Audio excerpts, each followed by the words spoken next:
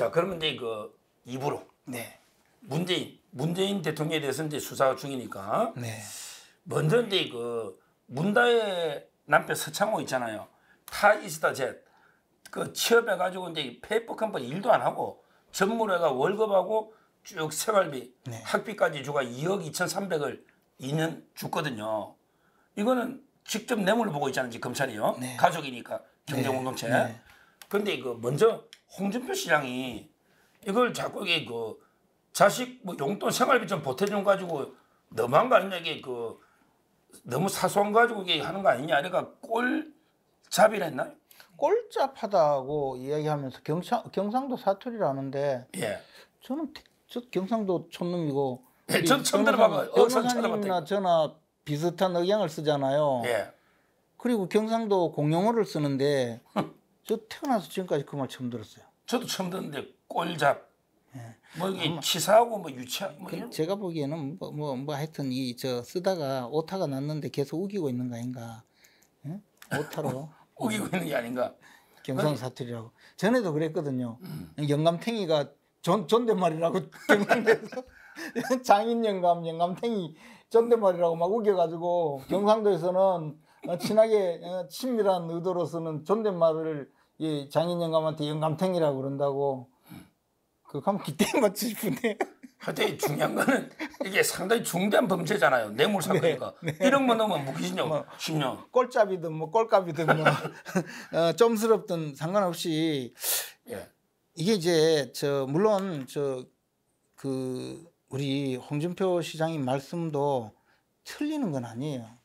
범죄가 많잖아요. 문재인 대통령 제일 중요한 범죄 저 USB를 김정은한테 줘가지고 그 내용이 도대체 뭔지 아직까지 공개가 되지 않는 거. 후임자가 알아야 되잖아요. 북한에 넘어간 정보가 뭔지 후임 대통령이. 근데 그걸 숨기고 있거든. 예. 그러면 이거에 대해서 우리가 확인해서 정말 이게 국가기밀 누설에 해당하는 수많은 범죄가 있으면 이거는 뭐 국가보안법이 될지 뭘지 될지 간첩죄가 될지 다 있잖아요. 이거를 찾아내야 되는데 이거 소홀히 하고 있거든요. 이거 저 국가기록원이라도 하면 압수해보면 좋겠고 예. 그 다음에 또 울산시장 송철욱 건. 예. 이거는 사실 청와대 참모들을 동원해서 자기 친구 당선시키려고 온갖 이 부정선거 압박 다 한 거 아닙니까? 그 외에 나머지 북한의 그 민간인이 탈북했는데 그것을 다시 그냥 죽음의 소굴로 강제로 북송한 거. 거죠. 그리고 해수공무원이 사실 실족사한 것으로 지금 추정되는데도 자진월북했다 이래가지고 사실 한 인간에 대한 존엄성을 말살한 그런 사건. 이 모든 사건들 거기다가 뭐 탈원전이라고 해가지고 경제논리 그 보고서 다 조작하게 만들고 뭐 그거 한이 없어요.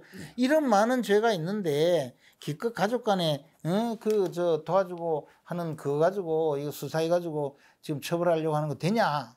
뭐 말씀 맞죠. 맞는데 딴 사건들은 지금 진행이 아직 진행이 되다가 문재인 검찰에서 이걸 뭐 하여튼 어떻게 해놨는지 이게 제대로 진행이 안 되고 있었고 이 사건은 진행되고 있으니 이게 뭐 순서가 뭐 따로 있습니까? 교도소 가고 뭐 하는데 어디 뭐 순서가 있습니까? 그러니까. 먼저 본 검사가 임자지. 그렇잖아요. 그러니까요. 제 말은 다른 것도 해야 되지만 이것도 중요하니까 다 해야죠. 이게 왜 중요하냐면요. 제가 2021년도부터 계속 주장했어요. 이거 뇌물죄로 구속하라고. 아, 예. 최고위원님께서. 예, 그 인터뷰 해놓은 것도 다 있어요. 저 중앙일보에. 근데 이게 왜 문제냐면 지금 전부 이야기가 사위가 뭐 경제 공동체니 뭐 딸한테 돈을 주다가 안 줬다가 다시 줬으니까 이게 뭐 뇌물이냐 이런 게 하나가 나오니까 이게 정말 아무것도 아닌 것 같이 보여요. 근데 이게 사실은 지금 그 서창호 씨죠. 그분이 이 사위였던 분이 국내에 토리 게임 있었잖아요. 예, 토리. 그 유명한 그 포스트독 토리. 예. 문재인 대통령의 강아지 토리의 이름하고 같은 하여튼 토리 게임즈에 있다가 간 것도 수상하고 뭐 이상한데 하여튼 거기 있다가 태국으로 가서 취업을 했는데 그러면 여기서 정상적으로 자기가 취업을 뭐 하는데 좀 도와주고 봉급받게 하고 그전에는 생활비 주다가 안 줬다 요게 아니고 이 가는 자리 자체가 사실은 할 일이 없거나 일을 안 하거나 아예 출근도 안 하거나 아니면 회사 자체가 없죠.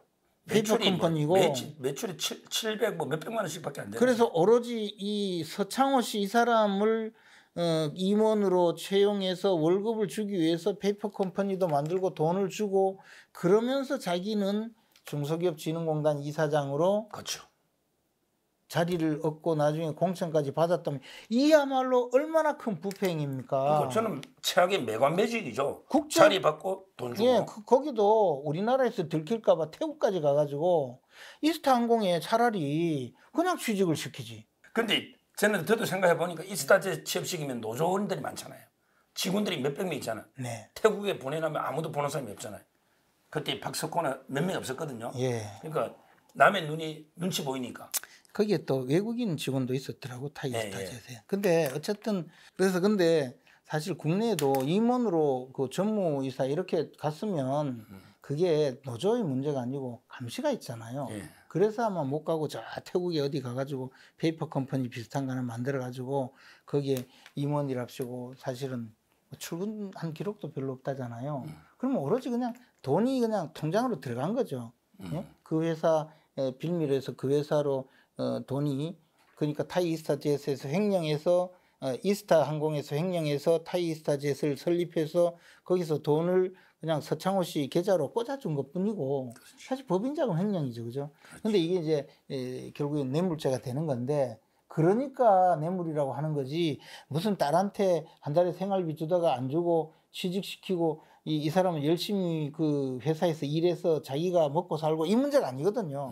이것은 저 형식적으로 보면 그냥 취직이지만 실질적으로 보면 문재인 대통령한테 그 문재인 대통령이 걱정을 하니 그럼 제가 생활비는 제가 대주겠습니다 해서 대준 것뿐이에요. 그렇습니다. 예. 근데 문제는 이제 지금은 피해자가요. 문재인만 돼 있거든요. 네. 피의자가. 그렇죠. 그다음에 그 딸 문다혜하고 서창호, 김정숙 인데 그 창구인데. 네. 근데 이거 돈을 받은 거는 문다혜나 서창호잖아요. 예. 이거 어떻게 조국 집안처럼 이게 다 기소를 만약에 우리 의원님이 검사라면 어디까지 기소해야 됩니까? 이거 가족 다 해야 됩니까? 그래서 이 문제가 이제 어떤 문제가 있냐면 예. 문재인 대통령은 진술을 완전 거부할 거예요. 예. 그리고 이상직 전 의원도 진술 거부권을 행사하고 있고 예. 그리고 나머지도 뭐 협조할 리가 없잖아요. 전부 거부하고 있죠. 이런 경우에는 그러면 이 경제적인 효과가 누구에게 미쳤느냐 그리고 이 과정이 어떤 경위로 취직을 하게 됐느냐 전부 조사를 해서 이 객관적인 증표로 판단할 수밖에 없잖아요. 자, 문재인 대통령이 내 사위를 좀 봐달라는 이야기를 했다는 증거를 확보하지 못해도 문재인 대통령이 그 이상직 씨를 특별히 그 취업을 시켜라. 그에 대해서 특별 대우를 하도록 계속 그 지시를 한 것이 정황적으로 드러나고 그러나 이상직은 별로 자격 요건도 없는 자였다. 이런 것이 확인되면 간접적으로 그리고 그때 당시에 여러 가지 통신 자료라든가 또는 몇 가지 자료 물증을 확보해야 되겠죠. 그러면 문재인 대통령이 지시했다는 정황 증거 또 문재인 대통령 지시를 받고 이상직에 대해서는 별도로 특별히 중소기업진흥공단 이사장을 시켰다면 이거는 문재인 대통령을 주범으로 입건을 하고 예. 그 다음에 나머지 서창호 씨는 주요한 참고인으로 둬야 될 거예요. 기소는 가족 다 기소하면 너무 가혹할 수 있다. 가혹보다도 공무원 되잖아요. 공무원이 아니더라도 공무원. 공무원뿐만이 아니고 사실은 뭐 경제적인 이익은 부인이 다 얻었겠죠. 통장 사용 내역을 보면 통장은 부인이 갖고 있었을 수도 있고 예, 그런 여러 가지 가능성이 있지만 그것을 입증해서 또 하기에는 막 너무 복잡해요. 그리고 이런 사건들은 주로 문재인 전 대통령에게 집중될 수밖에 없고 만약에 이 과정에 또 김정숙 여사님께서 성격이 굉장히 불같으시다고 불같대요. 네 그렇다고 들었어요. 그래서 이 과정이 사실은 뭐 우리 사위 왜 취직 똑바로 안 시켰냐고 뭐 그렇게 또 역정을 내시고 이런 과정이 있다면 우리 김정숙 여사님도 일익을 담당하셨으니까 공범이 되겠죠. 근데 김정수 이야기 넣었으니까 그 현금 있잖아요. 네. 5천만 원을 빠빠하다는 현금으로 이렇게 그 친구 통해서 이제 그 송금을 해줬거든요. 근데 이거 자기 돈이면 계좌로 이체할 거 아니에요. 이게 만약에 뭐 특수활동비나 공금이면 이것도 큰 범죄잖아요. 네. 이거는 어떻게 수사하거나 이것도 처벌해? 이건 김정수 처벌 안 할 수 없잖아요. 근데 이제 물론 저 지금 말씀하신 대로 특수활동비를 횡령한 것이고 하면 특수활동비한테 제가 또 가슴이 벌렁벌렁해요. 왜요? 그걸로 재판받아 징역 5년 갈 뻔했거든. 아 그래? 그걸로 재판 받을? 제가 그래서 징역 5년.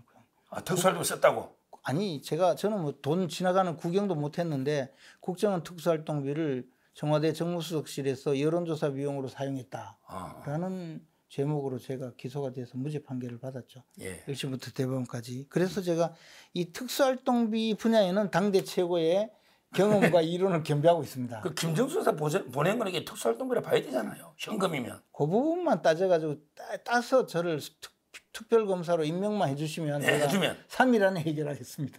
3일 안에 김정수 기소할 수 있습니까? 특별검사 해주면? 특별검사로 해주시면 돼요. 근데 특별검사는 정당 뭐 입당 뭐 경력 있고 이러면 잘 안 되더라고요. 자기. 근데 어쨌든 이 부분은 실제로 이제 그 돈이 어디서 나왔다는 게 입증이 돼야 되는데 어려울 겁니다. 김정숙 여사님이 이 돈 이건 내가 사실은 특수활동비 근거에서 꺼내왔다고 이야기하겠어요.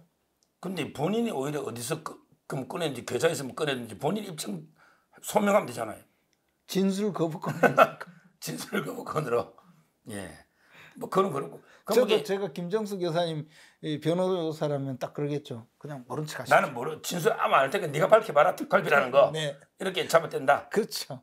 그래 나올 거라 이 말이죠. 그러면 되겠습니까? 그러니까 그건 뭐 검찰이 이제 조사할 문제고. 조사를 열심히 해야죠. 이제 다른 데서 정황이 나와야 돼요. 뭐냐면 특수활동비 사용 내역이 쭉 나오는데 이 청와대 특수활동비는 명목이 있어요. 이걸 어디 사용인지 쭉 찾아가지고 역추적하면 가능은 해요. 그러니까 옛날에 그 옷 살 때도 보면 막 1,000만 원, 1,500씩, 700씩 관봉권 있잖아요. 그렇죠. 이거는 이게 청와대 특활비는 관봉권 있죠. 그렇죠. 다른 데는 관봉권 붙을 돈이 없잖아요, 은행에서. 옛날에 관봉이 말썽이 많이 났어요. 이명박 대통령 때 그 민간인 사찰 문제 그것도 관봉이 어쩌고 막 그랬잖아요. 그러니까요. 뭐 저는 충분히 그 관봉권 띠 누른 걸로 돈 받았다는 자백이 있으니까 네. 뭐 저는 충분히 입증하지 않을까 한번 보이고요. 그건 저를 특별검사로 우리 특수활동비 분야의 당대 최고의 이론과 실무를 겸임하고 있습니다. 알겠습니다. 수사를 제가 한번 해보기도 이게 했고 권해보게 당하기도 당해보고. 있고 무죄도 받았고. 알겠습니다. 제가 한번 그걸 한번 추천해 보겠습니다. 네. 자, 그러면 이제 그 문재인 이제 소환할 때 제가 볼 때 소환이 아예 불응하고 그냥 완전히 뭐 생각하고 아예 안 올 수 있고 이재명 지금 수원이 안 가듯이. 그렇죠. 그럼 아니면 두 번째는 이게 와서 묵비권으로 할 수도 있고. 네. 뭐 이런 게 이제 어떻게 대응할 거로 보입니까, 문재인 대통령이? 근데 이제 저 전례가 있죠. 문재인 대통령이 그 노무현 전 대통령 때 그때 그 수사 대응을 하셨잖아요. 예. 그때 관광버스 타고 오셨잖아요. 이번에 양산에서 그럼 관광버스 빌려가 오긴 올 것입니까? 저는 그렇게 전주로. 하라고 봅니다. 그리고는 앉자마자 무례하다 한마디 하시고 묵비권을 행사하실 거라고 생각합니다. 아, 관광버스로 전주로 가서 네. 무리하다 한마디 하고 예. 묵비권하고. 근데 그 다음부터는 따라하면 안 돼요. 큰일 납니다. 그 다음부터는 노무현 형 따라하면 저는 그거는 진짜 아니 그건 말도 안 아니고, 됩니다. 그건 아니고. 그건 말이 안 되죠. 그건 아니고. 그까지만. 근데 그 노무현 대통령은 정작 굉장히 그 담백한 분이었어요. 그래서 이 진술을 다 했어요. 수사를 받을 때. 그렇죠. 예. 아이 부장 쪽팔리잖아. 시계는 좀 빼달라고. 예. 그게 놓잖아요. 그뿐만 아니고 제가 부산지검 특수검사로 있을 때 그 노무현 변호사였거든요. 저한테 전화해서 예. 그때 말썽난 분이 그 노무현 전 대통령이 변호사로 일할 때 부산에서 변호사할 때 사무장이 연루된 사건이 하나 있었어요. 그래서 제가 이름도 기억나는데 그래가지고 저한테 김재원 검사입니까? 예. 아이고 제가 노무현 변호사입니다. 그때 이제 서울 종로에서 낙선하고 부산 와서 부산에서도 낙선했을 때인지 뭐 그때예요. 그러니까 이름은 잘 알고 있었는데 그러면서 하면서 근데 그 누구 저 수사하고 계시죠? 예, 그 중에 수사 중에 한 사람입니다. 했더니 막 특수부에서 수사하면 뭐 아야 소리도 뭐 하고 그냥 그냥 잡혀가겠네 이러는 거예요. 그래도 왜 저 좀 뭐 봐줄 수 있으면 좀 봐주이소 이러더라고요. 이거 완전 사건 청탁이잖아. 예, 그렇죠. 요즘 같으면 별로 안 되는데 그때만 해도 그걸 난 청탁으로 안 받아들이고 굉장히 미담으로 받았어요. 아, 참 솔직하다. 의리 있고 솔직하다. 그래서 제가 그 조사받는 분한테 잠깐 오라 해서 노무현 변호사 아냐고 하니까 제가 처음으로 변호사 사무장을 모신 분이라고. 그래 막 걱정 많이 합디다. 아이고 조사 좀 잘 받고 어쨌든 좀 잘 해결하소. 근데 그랬던 적이 있어요. 그거 가지고 누가 나무래겠어요. 근데 노무현 대통령은 실제로 그런 분이었어요. 그게 내 뭐 저 만나보기는 국회에서 맨날 와서 소리 지르고 이걸로 만났지. 내가 국회의원 할 때. 그 인간미가 있어요, 노무현 대통령. 그러니까 예, 그런 면 때문에 좋아하는 사람이 많았는 것 같아요. 물론 나라는 절대 안 냈죠. 그렇죠. 예. 자, 그러면 이제 마지막으로 하나만 여쭤볼게. 네. 이재명하고 이제 문재인가 지금 방탄 동맹을 맺은 것 같아요. 네. 뭐 정치 탄압 대책위원회 뭐 이런 거 만들어서 그렇죠. 김영진 의원. 그렇죠. 지금은 이제 저는 5월 동주라 보거든요. 일시적으로 이게 오나라 월나라 원수처럼 둘이가 지냈잖아요. 근데 잠시 방탄 동맹이라 이렇게 보는데 앞으로 이게 그 이재명과 문재인 방탄 동맹이 뭐 언제까지 지속될지 또 이게 우리는 어떻게 대응해야 될지 어떻게 생각하시는지. 근데 속으로는 사실 니는 빨리 가라 뭐 이런 마음도 있을 거예요. 근데 문재인 대통령의 입장에서는 어쨌든 이게 이 문제를 이재명 대표가 나서줘야 좀 힘을 받잖아요. 이재명 대표는 거꾸로 문재인 대통령이 이제 지금 약간 공경에 처했기 때문에 그걸 돕는 모습을 보여야 이 야권 전체의 대표자가 될 수 있잖아요. 이해관계가 지금 일치해요. 근데 시간이 지나서 그 사건이 진행되면 전혀 다르잖아요. 이거 뭐 돕고 말고가 없어요. 지금 그 상황에서 잠시 한시적인 동맹이죠. 알겠습니다. 근데 정말 이재명 대표님은 절대로 지금 정치를 계속하시면 안 됩니다. 이 우리나라에 그 정치를 완전히 쓰레기통으로 들어가게 만드신 분이에요. 이게 도대체 정치가 어떻게 중범죄자이자 저런 많은 논란을 일으킨 분이 이 제1야당의 대표가 되어서 대통령에게 호통을 치고 이러는 것은 우리나라 5,000년 역사에 처음 있는 일이에요. 그러니까 이게 가치관이 흔들려 버린 거예요. 요즘 교회나 절이나 성당에 신자들이 많이 줄었어요. 아니 착하게 살지 않아도 잘 되는데 내가 지금 이 착하게 살 필요 뭐 있냐고 이렇게 생각한다니까요. 저분들 때문에. 알겠습니다. 그 문재인 대통령은 사실은 이 사건 수사를 하더라도 이걸로만 끝나면 절대 안 돼요. 그러면 홍준표 시장님처럼 꼴짭하다 그런다니까. 꼴짭 하여튼 꼴값한다 이거 하려다가 꼴값한다고 쓰려다가 조금 이거는 해가지고 꼴짭으로 그냥 끝낸 것 같아요. 꼴값은 많이 우리 쓰는 말이죠. 그렇죠. 꼴잡은 저도 처음 들어보고. 앞으로도 없을 겁니다. 절대로 전국의 시청자 여러분 경상도 사투리에 그런 말 없습니다. 그 경상도 사투리에요. 장인영감님 또 장인영감까지는 뭐 우리도 많이 해요. 장인영감께서 그러는데 영감탱이가 존댓말이라는 거는 절대로 아닙니다. 그거는. 예. 하여튼 바쁘신데 감사하고요. 네. 오늘의 결론은 제가 정리하면 이재명은 정계 은퇴해라 이렇게 정리하면 됩니까? 퇴출시켜야죠. 이재명 퇴출. 퇴출. 네. 이렇게 정리하겠습니다. 네. 오늘 고맙습니다. 고맙습니다. 감사합니다.